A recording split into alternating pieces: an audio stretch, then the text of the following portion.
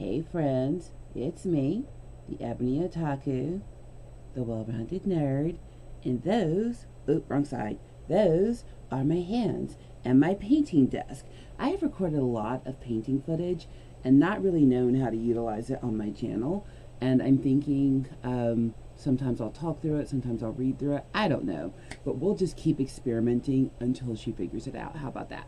But what you're seeing me, wrong side, what you're seeing me paint here, this is my first knight that I've built, the one that ended up looking very Evangelion.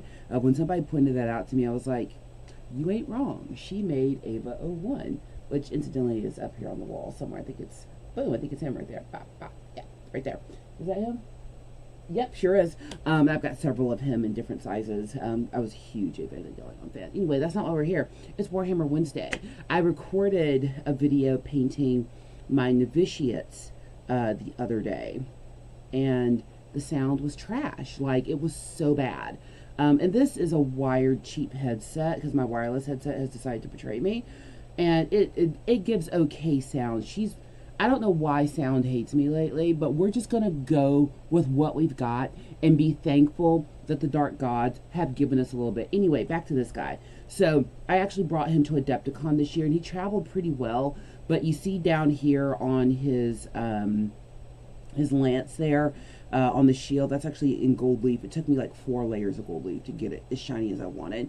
That flag did break, so I've got to glue it back on. It was very fragile. So he's going to get his own carry case. But I'm building an army of knights. So they're going to be the 5 Knights of Freddy. I know, right? So what you're looking at here is me beginning that paint scheme. It took me 4 different purples and a combination of acrylic paint, ink, and we went from Games Workshop to Pro Acryl to Turbo Dork to make this happen. She used them all. Okay, she used them all. I learned a lot about color mixing with this project, which was really great. And if you see up there, those little copper pieces, those go in my wet palette to keep it from getting funky. If you throw copper in your wet palette, like say you mixed a color, you want to keep it, you close your palette so it'll be there the next day, put some copper in there. Like if you can find old pennies that are really copper, those will work. I got those at Adepticon from a purveyor of goods who sold me the Turbo Dork wet palette, so those have been like super handy. Like, I'm not saying leave your wet palette to be funky and monkey for ages, but you'll be surprised how long it'll let it last. But he turned out really, really good. So I thought what I'd do, I've done this before and it seemed to work. I'm going to read you some Warhammer while you watch my hands paint.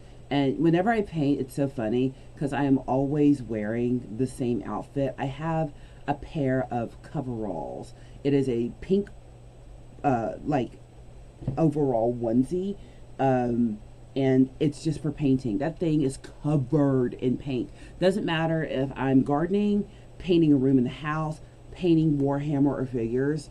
That thing is covered in paint, which if you're going to get into doing a lot of painting, I would highly recommend getting some clothing that is painting dedicated. One, because I don't know about y'all, but I'll be like, I just be wiping the brush on my pants all the time. But 2, that you can be a little freer. Like, it's Work in Progress Wednesday, so on Work in Progress Wednesdays, we will spend the evenings at the shop and paint. But I'm a super careful painter. Now I've said that, knock on wood, that I don't spill paint on myself tonight. But I'm going to be working on my novitiates tonight, and this is the camera that I used to record what you're watching now.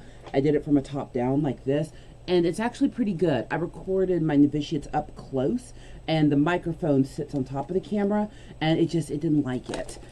So we're not going to do it that way again. I like this top down look. I had to use the wide angle lens to get the view that you're seeing. So tonight while I'm painting, I think I'm going to take the wide angle off and record me doing my novitiates and then do this kind of video again. You let me know if you like this kind of video. And then lastly, before I get into reading, because we're going to read Eisenhorn today, because it's one of the older Warhammer books, so I think it's going to be less like hand slappy for me reading it. Let's add a little bit of extra light. We need some more light. It's dark. It's rainy this week. Ooh, that's so much better. It's a rainy week. It's going to be raining until like next Tuesday. It's great. With Where's my train of thought? Oh yeah, a couple of announcements. So I've said it on several videos. So this year in 2026, the year of our Lord, before the Emperor rises, I am helping to do some games at the NashCon in August. So I'll be printing and painting some custom Aeronautica Imperialis scenery and planes. I would like to give those planes and scenery away. I will not have a use for them after this event, because if I do this again for Adepticon with Lead Pursuit, I'm going to do new stuff for them too. Oh my goodness, I've become one of those people. It's fine. But if I get to 7,500 subscribers by that time, I'm going to do a comment contest to give that away. And if by this coming Christmas I get to 10,000 subscribers, I had printed out an entire one-page rule starter kit with 2 sides of models and scenery tokens, the whole thing, and my contest winner didn't get in contact with me, so I still have it. So I think I want to give that out for 10,000 subscribers this Christmas. However, it's going to be painted. It's not just going to be the printed models and stuff. It's going to be prime painted, ready to go, like you get in there and paint. So you get me the subscribers, I give away stuff. Because I don't do memberships on my channel. I tried last year. I didn't enjoy it. I just don't feel comfortable taking money from people when YouTube AdSense will give money if people just watch. So let's just do that. Let's just watch, share, and subscribe. And then everyone's happy and I get to give you stuff. That makes me happy. So watch me paint, watch me nene while we get into Eisenhorn. So this is the first Warhammer book I ever read. It was given to me by my first husband, who is not a bad dude. You'll never hear me say a bad word about him. He introduced me to Warhammer when we were 17. We went to high school together. Senior year is when we met. I can't imagine why it didn't work. We were kids. But him and his friends were really into Warhammer, and I didn't quite understand it. Like, they would have paint parties, building scenery, doing all this stuff, painting these models. I'm like, are y'all okay? Can't you just buy games that are already done? And yet here I am. Yeah. Laugh at them now, girl. You're worse than they ever were. Anyway. But I appreciate it. But to kind of get me to understand, he was like, you like to read, you like fiction, read this. And this is the original Eisenhorn omnibus. I don't think this book has been in print for a very long time. This book, 20-something years old. Look at it. It is. How many times has she been in this book? Y'all know she loves her books. Her books get read. My books don't stay on shelves. My books get read. Anywho, but he gave me this to read, and it's a thickums. There are 3 books and a bonus story in this omnibus. It is Xenos, Malleus, and Hereticus. 3 stories through the Inquisition, all centered around Eisenhorn, who was one of the greatest inquisitors. And it's written by the GOAT, Dan Abnott. And just the way that he writes, like this, like I've discovered with this book that I like military sci-fi. Had no idea that I liked military sci-fi, but at 17 years old, reading this, I was like, well, she has a new hobby. And when I tell you I read everything Warhammer I could get my hands on, which is probably why my knowledge of lore is so good. Now, granted, don't ask me about the Tower of Tyranids. I don't know. But most of the Space Marine lore I'm pretty well versed on, to the point that I have very strong opinions about certain things. But what I love about Warhammer and the Warhammer universe and all of this is it gives such a great outlet for creativity. Even though, yeah, you got to build it, you got to buy it, it's a whole thing. The way my knight looks and the way your knight look, they're not going to, even if the exact same model with the exact same pieces, they give you so many options in the box. And then there's posing the model, and there's the history you put behind it based on this lore. Like, obviously you can see the colors I'm using here. She an Emperor's Children girly. That's what she does. Playing some Titus in Space Marine 2. Y'all watch that video? I can't call myself the worst player anymore because I'm starting to improve, so I'm going to call myself a mediocre player. But yeah, so like I have a whole reason behind all of my models, like my Titan, the Bane of Monarchia, who's the vengeful spirit who arose from the ashes of the perfect city to seek vengeance upon the sons of the Emperor. And like that's what Warhammer does. Like, everybody gets into it. It doesn't matter if it's Warhammer, Lord of the Rings, Harry Potter, Star Trek, Star Wars, pick one. You know, the nerddoms have so much to offer. So watch me paint while I read the book that got me into it. We're going to go into Malleus, which is the second book, to chapter 11. Because, you know, she'd be following the story of Cherubael and Eisenhorn. Cherubael's a demon. Or if you want to sound like fancy, he's a demon host. That's my Warhammer voice. The demon Trubel. Okay, I'm gonna stop now. Can you believe my husband puts up with me? He's a good man. And I'm a lucky woman. All right, let's do this. Let's do it. Reading from Eisenhorn by Dan Abnett. Reading from Book Malleus, Chapter 11. Face to face. No witnesses. Death along the line. His was the last face I had expected to see here, though it had been in my mind and in my nightmares for nearly 100 years. It's been a while, hasn't it, Grigor? The Daemon host said softly, almost cordially. I've thought of you often. Fondly.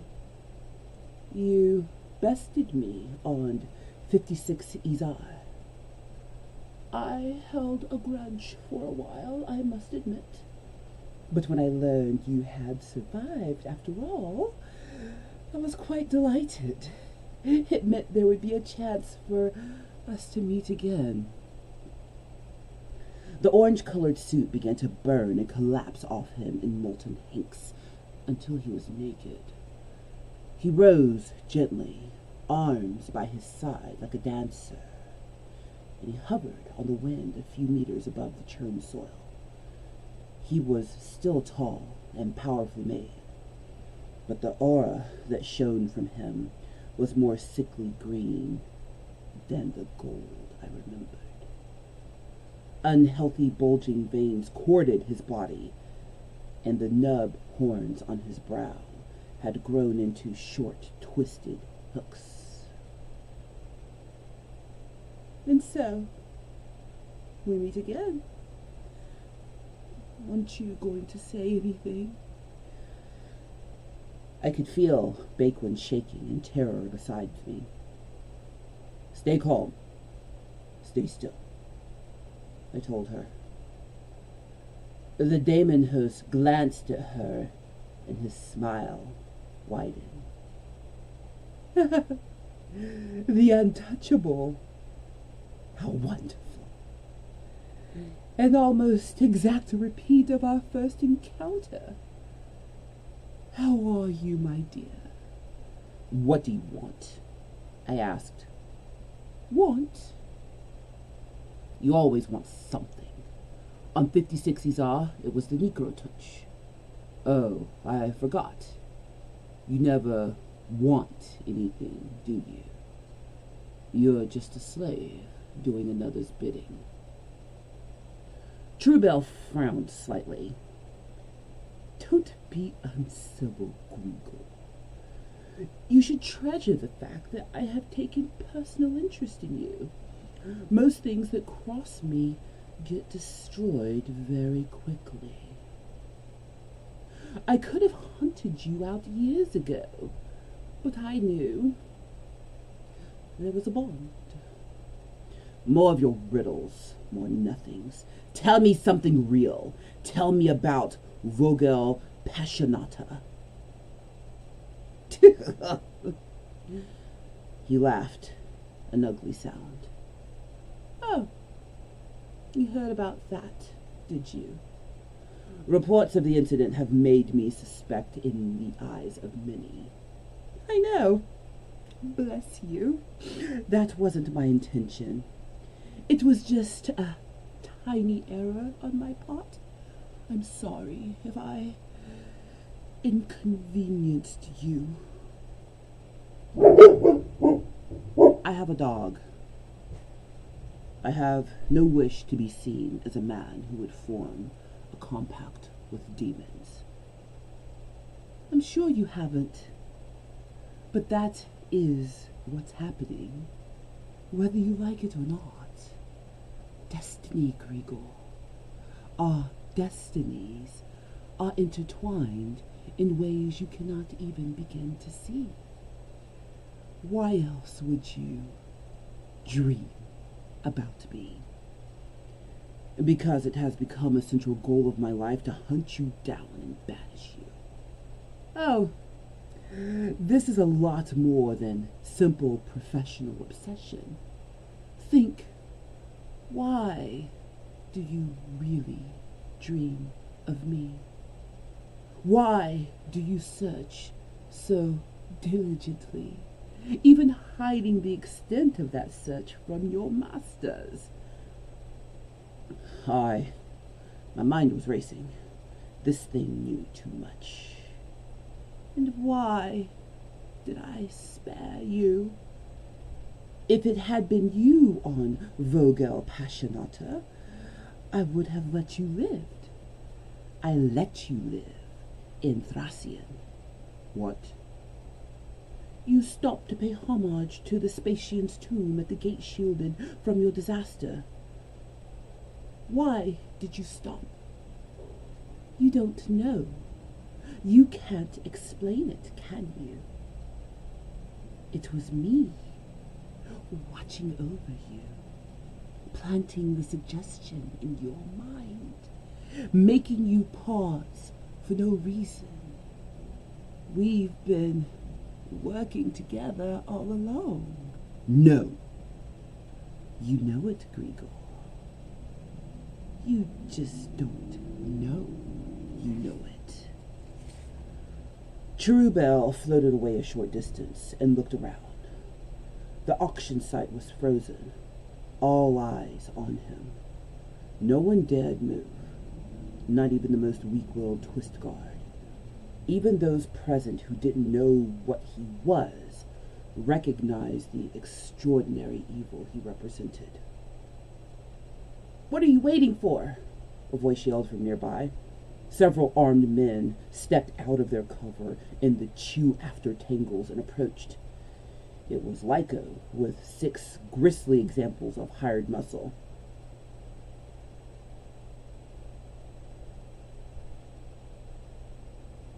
Look what I found, Lyco. I sprung this trap, just like you suggested, to discover if anyone was on your tail. And look who it turned out to be. Eisenhorn, Lyco murmured. Fear crossed his face for a second. He looked over at Cherubel. I said, what are you waiting for? Kill them, and we can be gone. It was suddenly clear to me that Lyco wasn't the demon host master. Like Conrad Molitor all those years before, Lyco was yet another pawn, a corrupted agent of someone, something else. Must I? Asked the hovering figure. Do it. No witnesses. Please, cried the elderly Murdoch. We only meant... Lyco whipped around and incinerated the old man with a plasma gun. That broke the impasse. Fant's people and the other buyers broke into a panic, drawing weapons, shouting. Indiscriminate shooting began. Lyco's gunmen, all ex-military types with autocannons, hosed the staging area and cut down the fleeing twist. I saw Fant Mastic hit by a burst of fire and collapse in rough sections backwards off the platform. His horn-headed minder ran at Cherubel, firing a grubby old lap pistol. Cherubel hadn't moved. He was simply watching the murder around him. The last shot sizzled off his skin, and he glanced down at the twist as if his reverie had been broken. The daemon host didn't even move a hand, a finger. There was just a slight nod in the direction of the horned minder, and the miserable twist was somehow filleted where he stood, waves of force stripping off his flesh and popping out his skeleton, parts of it still articulated. I felt the warp churning around that dismal place as Cherubel went to work. Once he had started, his fury was unstinging. Murdoch's war rena firms disappeared, and in a sudden vortex, he died, fused together. The mud beneath Vasek's feet boiled, and she and her bodyguards sank, screaming and thrashing into it. I was frozen, rigid. I felt Bakewin pulling at me. Shots seared past my face. I snapped round and saw two of Lyco's men charging at us. One dropped suddenly, headshot by what could only have been snipping from a round from the huntsmen, all torn out in the undergrowth. Niall flew past me and gunned down the other with his Torvanes parabellum. "Come! We've got to get out of here," he yelled at me. There was blood and filth swirling planet fire in the air. A warp storm was crackling around us, so dense and dark we could barely see, barely stand against the churning force, but I could make out the glowing shape of Cherubel through it all. I drew my power sword and ran towards him. "Grigor, no!" Bakewin screamed. I had no choice. I had waited the best part of 100 years. I would not let him go. He floated around to face me, smiling. "Put that away, Grigor. Don't worry. I won't kill you. Lyco has no power over me. I'll deal with his complaints later. And who does have power over you? Who is your master? Tell me. You caused the atrocity on Thracian, didn't you? Why? On whose orders? Just go away, Grigor. This is not your concern. Go away."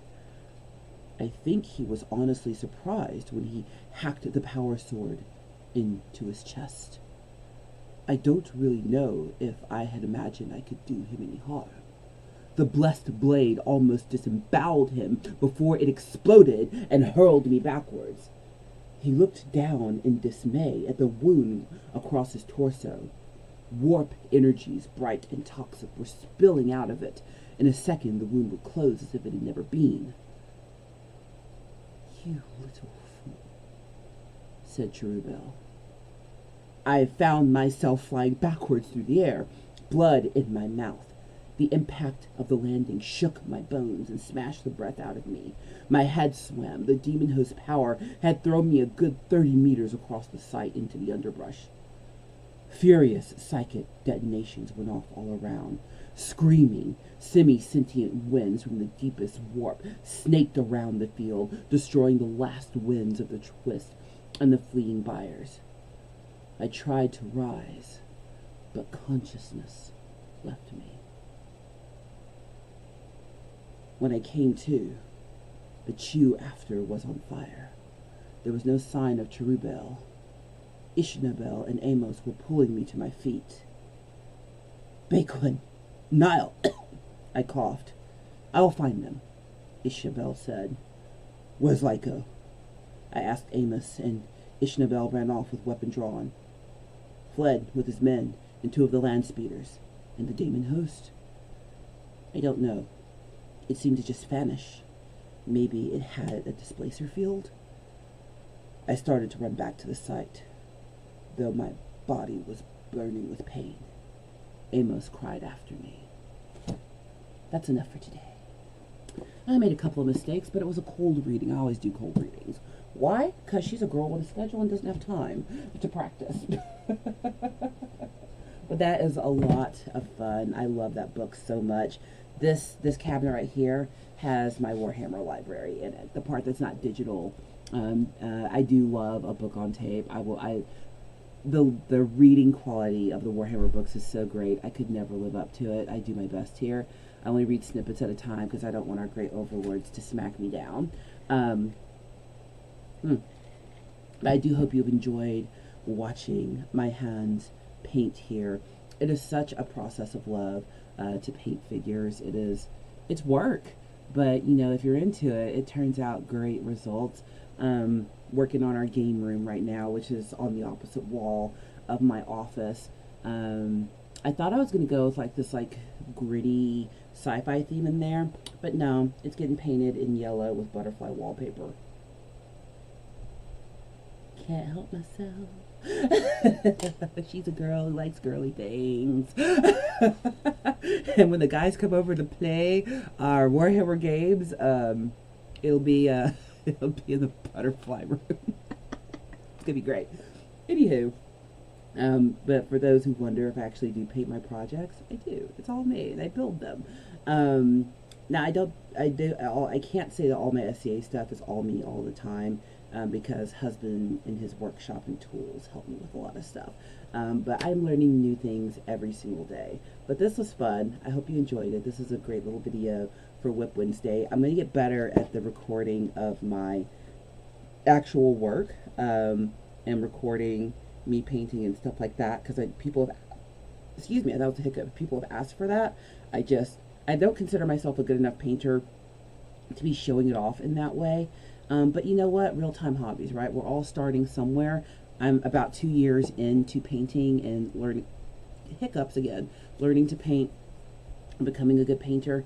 So if I can do it, you can do it. Let's all learn to paint together. Get me to 7,500 so that I can give some stuff away. Please like, comment, and subscribe, and I'll see you in the next one.